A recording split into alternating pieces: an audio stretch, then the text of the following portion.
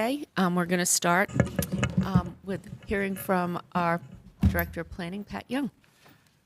Good morning, Mayor and members of Council. I hope you all are as excited as I am by the promise of spring and to hear about our recent engagement on More Homes, More Choices.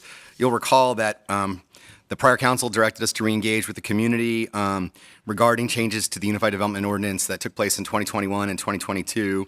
Collectively, these were known as the missing middle text amendments. And this presentation will provide you with an overview of that engagement and summarize some of the feedback and key themes we heard, concluding with some options on any next steps you may wish to take. With me today to assist in this effort is our Community Engagement Manager, Taisha Hinton, and as well as a number of Planning and Development team members, including Keegan McDonald, Justin Rometta, and Katie Dombrowski, who are heavily involved in these engagements. Before I dive into the recent effort, I just want to note that the missing middle changes that I referenced earlier were part of an ongoing and evolving conversation going back nearly 6 years and over 3 city councils. This slide depicts numerous milestones that all represent community touch points on Raleigh's efforts towards a nationwide trend known as zoning reform. And zoning reform is the effort to help address our housing affordability crisis that exists here in Raleigh and really in every growing city in America by allowing more homes and more places for families of all preferences and income levels. I'll also note that in addition to at the engagements, we did spend a very brief time going over the why of missing middle. And this is the same material we presented to you in your work session over at Dick's Chapel several months ago. In the most recent engagements, we tried to kind of demystify and clarify what was included in these text changes, broke it down into 11 constituent parts or tools that were adopted in Missing Middle 1.0 in 2021 and 2.0 in 2022, as seen on this slide. And we'll return to these later. And finally, excuse me. Finally, I'll note that the most recent outreach was a really good one, a really successful one, and you'll hear a lot more about it. But it was not our first on this topic of Missing Middle. The development of both Missing Middle 1.0 and 2.0 did have significant engagement. It was done during the height of COVID restrictions, and so we did rely on virtual engagement. But we had custom web pages, video content, FAQs, virtual Ask a Planner sessions, and we had a portal similar to our zoning and text change portal that we use. And you see on this slide here the number of engagements we had. So going back to the topic at hand, during the late fall and summer of 2022, the missing middle provision started to result in new development being proposed and new interest from the community in the missing middle provisions. And the prior council asked that we re-engage the public on these text changes. From the beginning, we were really committed to reaching the broadest audience possible, to ensuring that all feedback collected and transmitted to the attendees and council was shared with them and with you, and I think we've made good on that today, and to design the engagement to continue and expand the community conversation around the important issues of housing diversity and access. A lot of our community members expressed concerns about these provisions, but we wanted to make sure we understood what they felt were some alternative approaches that could inform you all's conversation going forward. So in order to reach these goals, we reached out to our partners, our amazing partners. We could not have done this successfully without them, at the Office of Community Engagement, who are truly invaluable and helped design these meetings, the engagements associated with these meetings. So I'm going to briefly turn it over to Taisha Hinton to talk a little bit about the meeting design. Last thing before I do that, we did schedule a meeting in each district, including one on Zoom. So we had 6 engagements. And I'll go a little bit more detail after Taisha talks about the design on who participated and what we heard. Thank you, Pat. Good afternoon, Mayor and Council. As Pat said, I am Taisha Hinton, and I have the pleasure of leading your Office of Community Engagement. We do want to thank the Planning Department for trusting us in this engagement, as it was different than the type of engagement that we've done in the past. So engagement planning is a part of the suite of services that our office offers to many of other city departments, and that's really outlining the process for involving the public in decision making. And so we started working with planning back in October of 2022, when we really had to be explicit about what is the problem that we're trying to solve, or what's the opportunity that we're attempting to approach. We work with planning and development on what the purpose and goals were of their information and engagement sessions, because the golden rule of public participation is to be able to only promise what you can deliver what you promise, and be able to demonstrate what it is that you delivered. And we think that planning did an outstanding job of following that process. We work with them on the IAP2 spectrum of participation, which I'll talk about on the next slide. We had deep conversations about who the stakeholders were, and not just the primary stakeholders, but who are your secondary stakeholders, who are the tertiary stakeholders, how do you reach them, where do you reach them, et cetera. We'll talk about that in a moment. We also talked about their timeline of decision-making, outreach methods, where communications led the charge there. And then last but certainly not least, what our office does, not just with planning, but all city departments in this process, is recommend an engagement technique. On this slide, it shows you the spectrum of participation. It's the role of our office to work with city departments to make sure that their goal aligns with the goal and the promise to the public would be. So for these information sessions, we landed around the consult level, where their goal was to get feedback or alternatives on a decision that was made. And then the promise to the public was to keep them informed, acknowledge their concerns, and then provide feedback on how their concerns influence the ultimate decision that's going to be made, and it was made by you all. This slide just shows you the social media outreach. This was all great work on behalf of Katie Dombrowski and her team. You'll see here that the combined impressions, which is the number of times that the content was displayed on social media, was right over 50,000, and then engagements was right under 1,800, and that's the number of times that a post was liked or shared. They even did a really creative one there for Valentine's Day, so thank you to them on that. We also, as one of our outreach methods, talked about radio ads, so we work with Radio 1 over that six-week period, and you can see the stations that were included there. So on my earlier slide, I talked about the last step in engagement planning is to recommend an engagement technique, right? A lot of times you go out to community meetings and you're talked to, there's questions, and then you go home. And so we wanted to dig deeper to really foster open communication within the group. This technique was chosen because it allows you to gain a high quantity of responses on specific topics in a short period of time. It allows you to get and provide information from a range of perspectives. Sometimes the loudest voice is the only voice heard, and we wanted to be really intentional about creating a space where everyone at the literal table can have conversations and be heard about their opinions and their diversity in thought, excuse me. It also allowed us to remove the formal atmosphere of the traditional meeting, and it involved a wide variety of people in a meaningful way. I know I saw several faces there, but for those who were unable to attend, we just want to talk a little bit more about what it looked like. If you can imagine speed dating, right? So the participants walked in, they received a participant card that told them which table you were going to go to have a 12-minute discussion around questions that I'll explain later. At the end of that 12 minutes, the bell would ring, and then they would go meet with a different group of individuals with different opinions and have conversation about the question at the table. Each of the tables had a host, which is really just a smiling face to make sure that you were at the right table, and a note taker, which helped to capture the feedback that you all have as one of your attachments here today. We also provided subject matter experts that were available during and after the activity to answer cases or questions about a specific case. And then at the very last round, the participants had the opportunity to share their thoughts and concerns with the wider group. So it was kind of a report out at the end.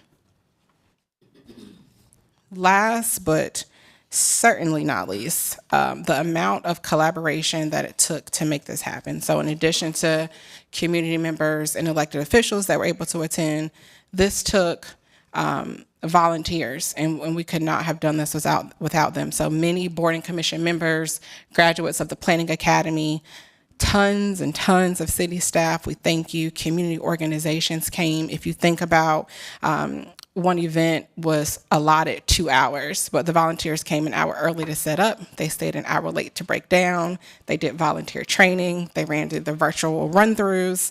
So they really dedicated about 6 to 7 hours, right, just on one event. And so I just want to really, really thank them for all of their time and effort to make this a success. And with that, I will turn it back over to Pat.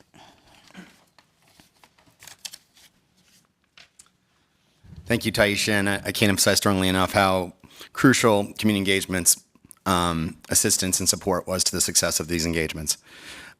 So we're very pleased with, based on the great design and the outreach strategy that Taisha, you just heard from Taisha, we were really happy with the level of engagement we got. We had 292 folks sign in, and I want to emphasize that those are folks that provided us with an email address, and they got a name tag when they checked in. Each of the meetings, I would estimate there was about 20% more than this, the folks that partners who had one partner only sign in, folks who just didn't want to sign in, and things of that nature. For example, District E was well over 100 participants, because I counted them directly.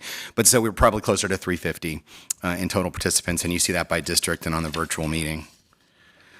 We also did collect demographic information. It is the case in almost every planning engagement that the participants are older, wealthier, whiter, and more homeowners than our community at large, and that was the case here.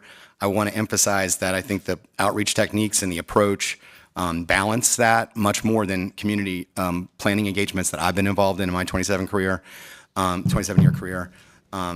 In terms of race, in terms of household income, we were much closer to the community's average, for example, but we did continue to see that overrepresentation, and that's just something that just for you to be aware of. And I'm going to just quickly scroll through these slides. This is age. This, of course, will be in your backup material and attached in board docs after this meeting. Living situation, so homeowner versus renter. Children under 18 in the household, race, and household income. So that's just for your context information.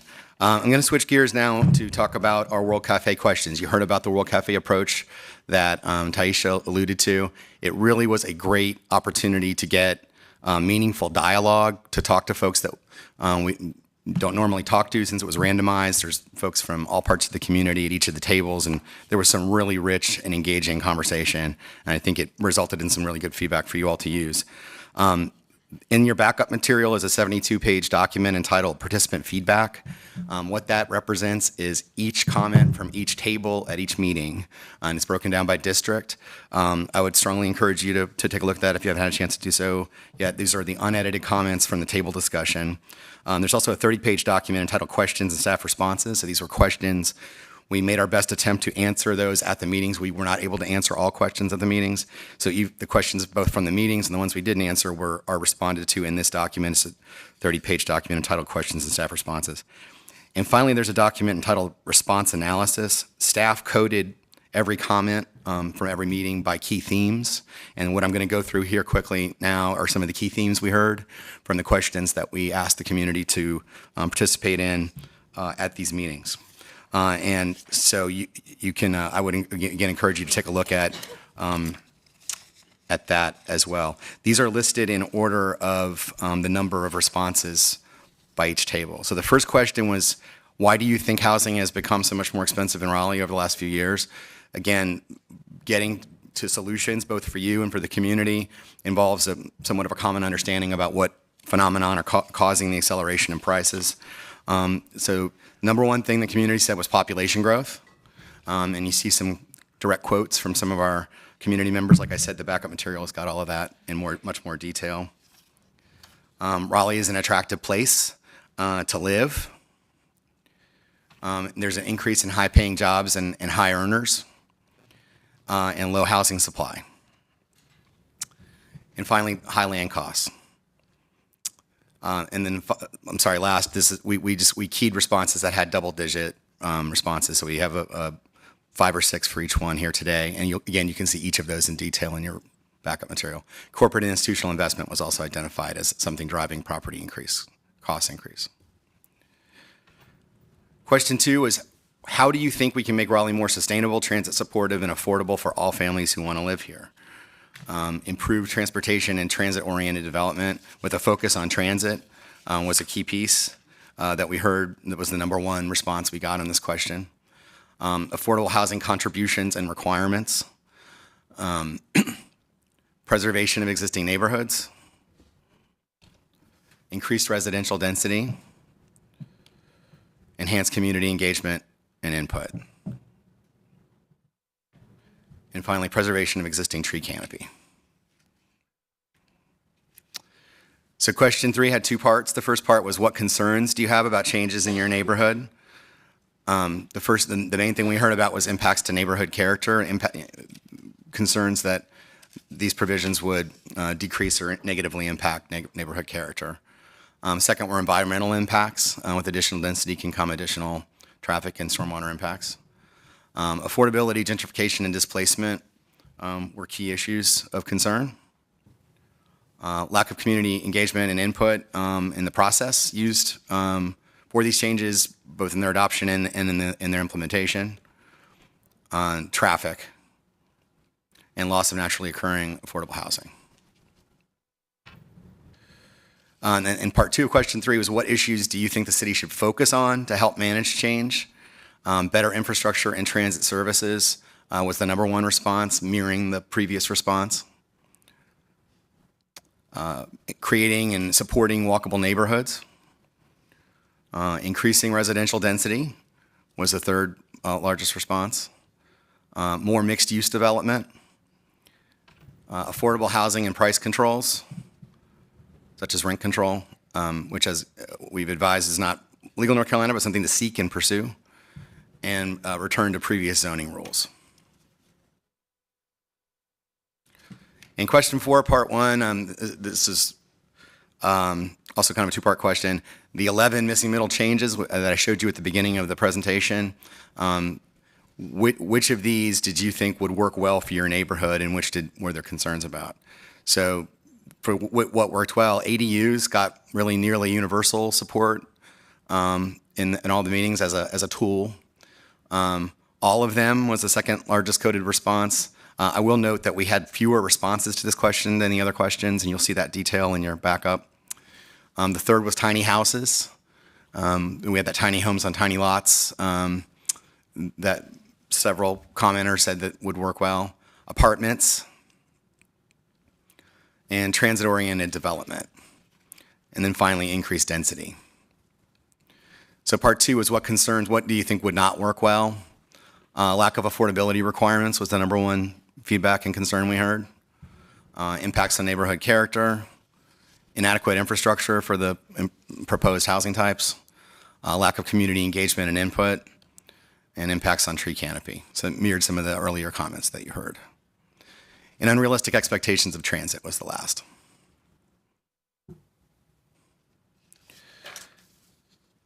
So the final question was kind of meant to be a catch-all. We did, except for at the District B meeting when we were unfortunately running a few minutes late, at all the 5 other meetings we had kind of an open mic opportunity to share out and ask questions. And then we let folks write these on sticky notes or provide the table host or the note taker with these. So we did receive, as I said, there's a 30-page document that's got all of these questions, and the 72-page document that's got the concerns and insights.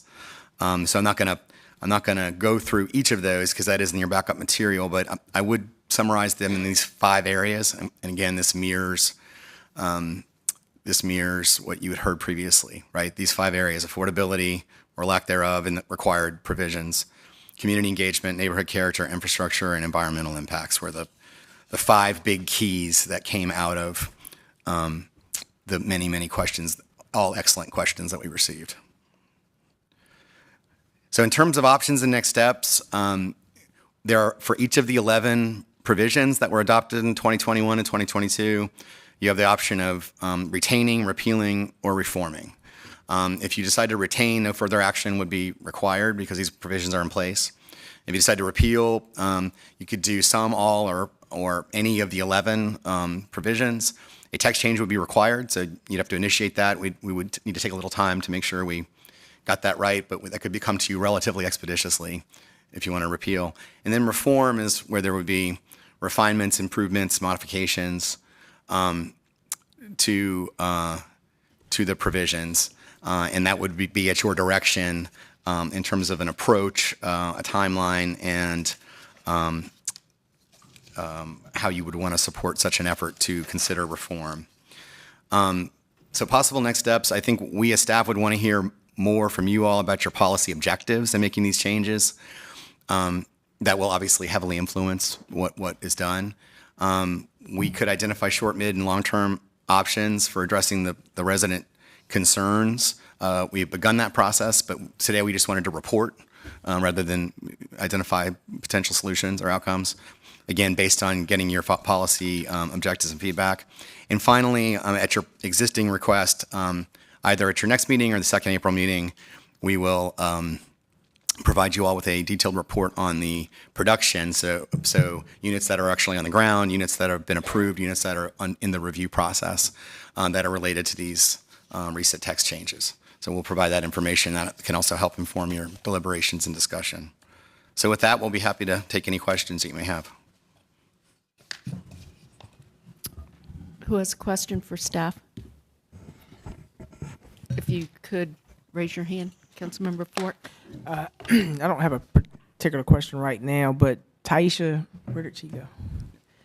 I do want to say to you, because I attended probably 3 or 4 of these. I didn't get all of them, but I got most of them. And I know that one in particular was particularly rough for you and your staff. There was a lot of heated conversation, and I just want to say to you, I appreciate your ability to sort of stand and kind of take the criticism that really probably should have been directed towards council, but not towards staff. But I know that was a particularly rough night for you. So publicly, I want to thank you for your grace under fire and your courage to sort of stand in the gap and kind of take that heat. So I appreciate that. Thank you. I really appreciate that. Thank you so much. Thank you, Councilmember Fort. Councilmember Patton. I have one for you while you're still here. Okay. I would love to hear about, I really appreciated what you shared about how intentional the meeting design was, and I also attended several of these and watched you iterate from the District B1, which came first toward the end of the cycle. And I would just love to hear if there are any lessons learned. What are your major takeaways from your office or your partnerships with other departments? And Yeah, that's a great question. After each of the sessions that we had, staff would get together to debrief. And in those debrief meetings, there were things like one comment that we received a lot was, don't talk into the microphone while we're having our conversation at the tables because it's distracting. So we took those little things to make each one better. And I think overall, the lesson learned is to continue having this type of engagement planning with departments, because a lot of times, and I would tell planning all the time, I am not a planner. I am a social worker by training, and you have to help me understand what you're saying and really breaking that stuff down to just continue doing this work with departments. And sometimes it makes them uncomfortable and requires them to stretch. And again, thank you, planning, for stretching the way that you did. So just to continue to do the work that we're doing, continue to be open to feedback and suggestions. The meeting design, I still stand by it. As I said, we created a place at the table for any and everyone who wanted to have the conversation. Councilmember Melton. Just want to follow up and thank you for your work also. I know it's tough at times, and you've been doing a really good job. Thank you. I do have one, statement or observation. Looking at the backup material, 59% of our city is under the age of 44, and 20% of the participants at these meetings were under the age of 44. Citywide, 48% of our residents are non-homeowners, and only 20% of the folks who came to these meetings are non-homeowners. And so I think my challenge to anyone who's listening in the public is, as we continue to have conversations, as we continue to try to solve our housing crisis that no city has solved, though we're working through creative solutions, y'all have to show up. Young people have to show up. Renters have to show up. A lot of the people we're hearing from in this process now, they've got theirs.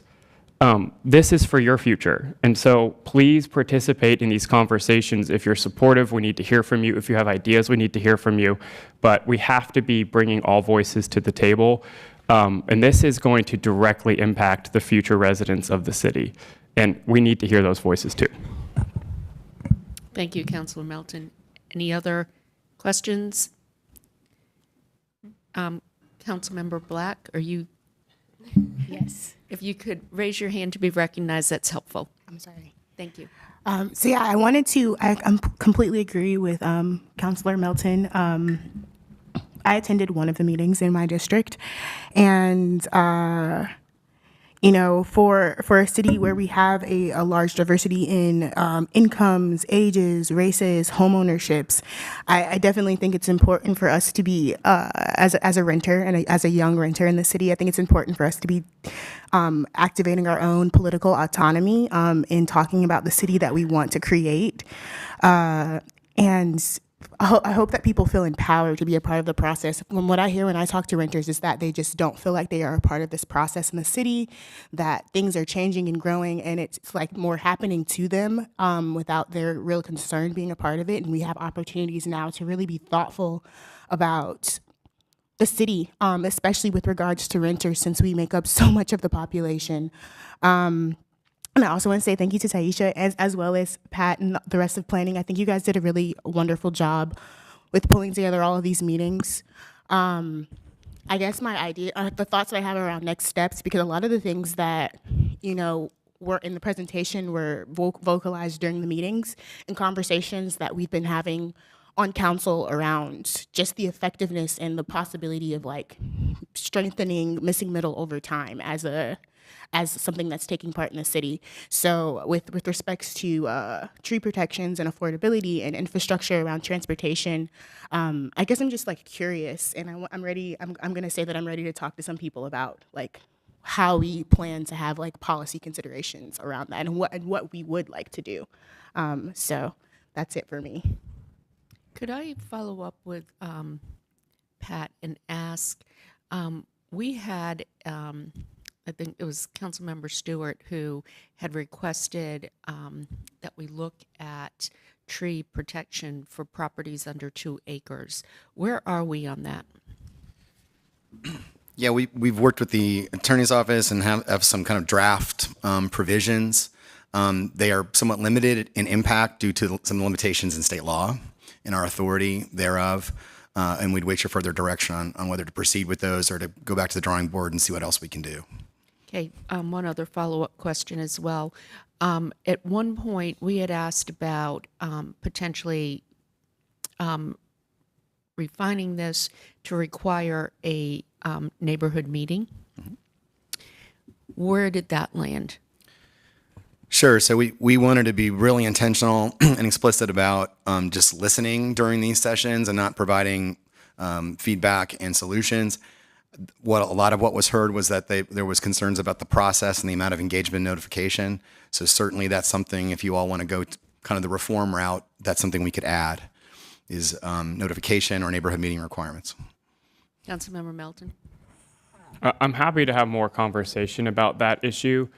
I have concerns about it because I think it's very important that we provide clear expectations to the public.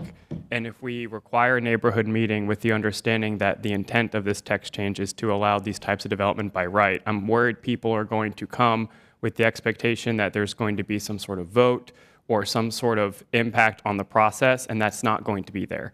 And so I think we have to be careful about that because we don't want to create more confusion. And the other issue I have is, if someone can build a mansion next to my house and I have no say on that because that's their property and that's allowed by right, why do I have to weigh in if someone can build a duplex or a quad or some townhomes? What message are we sending about the types of people that live in big single-family expensive homes and the types of neighbors that we welcome into multifamily living? And so I have concerns about all of that. I am open to the idea of, look, nothing is perfect on the first go around. We have to be trying creative solutions to solve these systemic nationwide problems. And I want to be a leader here. And I think there are ways we can pivot and move some of this to make it more effective and to get the outcomes we really want. but I think we need to be very thoughtful what that looks like and also how we take those next steps. Mayor Pro Tem? So before I go, I think Taisha, there's something you wanted to say. I'll Yes, do thank that you. before I make just my wanted comments. to make the point that with the demographic data, it's always optional. So it may not technically reflect everyone who attended. And so it was a QR code, it's online, and their research shows that, some populations just prefer not to participate in the information. So I just wanted to put the disclaimer that it was optional and everyone did not give that information. Thank you. No problem. Thank you. Mayor, Mayor Pro Tem, can I quickly add to that? I think Taisha mentioned it, but I want to reiterate, the social media engagement was much more than we've ever done, and then using radio ads to reach the Black community, it moved the needle. There was a lot more diversity at these meetings than other previous engagements. Still didn't quite reach the level of full representation, but it was a big improvement. I just feel like we're on the right track. I just wanted the opportunity to say that. Thank you. Definitely. Thank you. So I definitely, again, I attended the one in my district at Barwell. It was a good turnout. I also attended it with my daughter, so that tells you how much I was able to do towards the end. I think she just got bored herself. She's 4. But the thing that I wanted to mention is, as I scan the backup material and review it, one of the ongoing things really is that part about affordability. Regardless of the type. So if we can, that's something if we can look at the tools that we have available currently, and then if there's something else that may be out there, as well as, having these conversations with, the county and the state and the federal government on what other tools are available to try to help incentivize affordability, especially under a program that we may have as a city. I think that is key. So if we can go ahead and kind of look at that, and I think that carries over not just our missing middle, but any program or anything that we're initiating. What are some opportunities from that affordability standpoint? Because I think that's one of the key characters there too. If we can address that a little bit more, I think it will help us deal with the type of housing per se.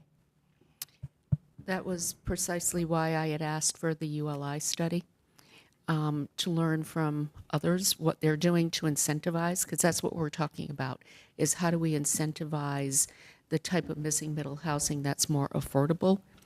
And probably, Pat, we need to follow up on that discussion as well.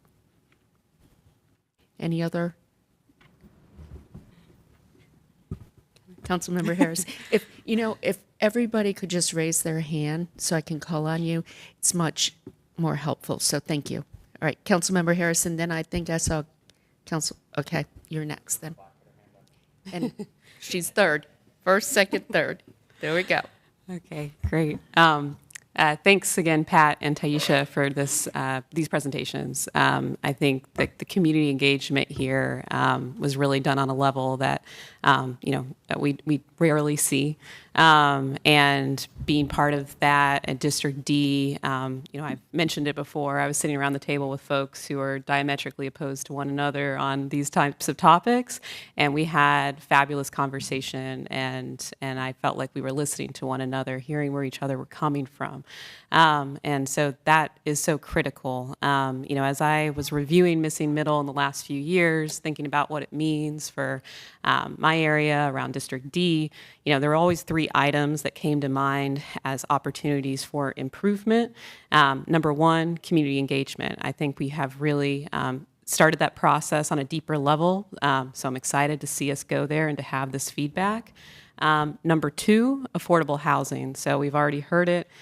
This is a continual need, as we accelerate redevelopment opportunities here, we have to think about displacement pressures. And I know that planning and development thinks about this. I know our council cares about this.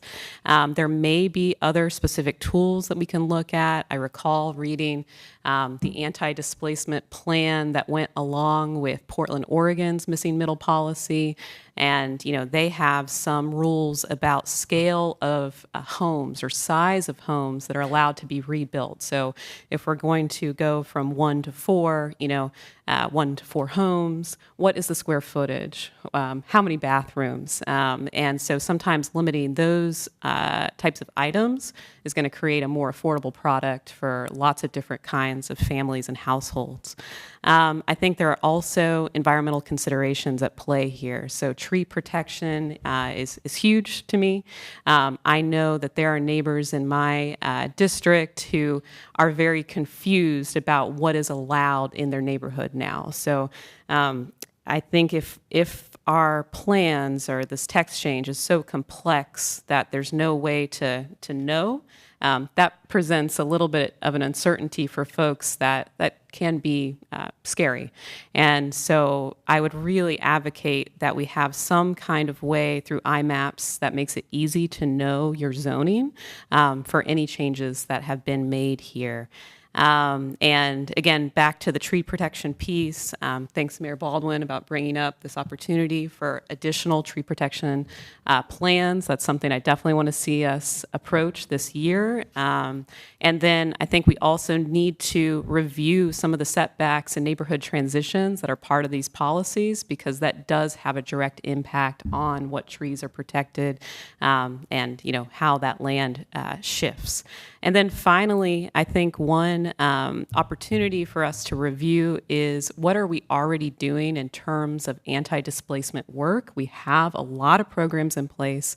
I know Wake County has some great programs in place, but how do we also tie that back to this missing middle program so that it's clear that we are making those commensurate investments so that we are not, further pushing people from their neighborhoods.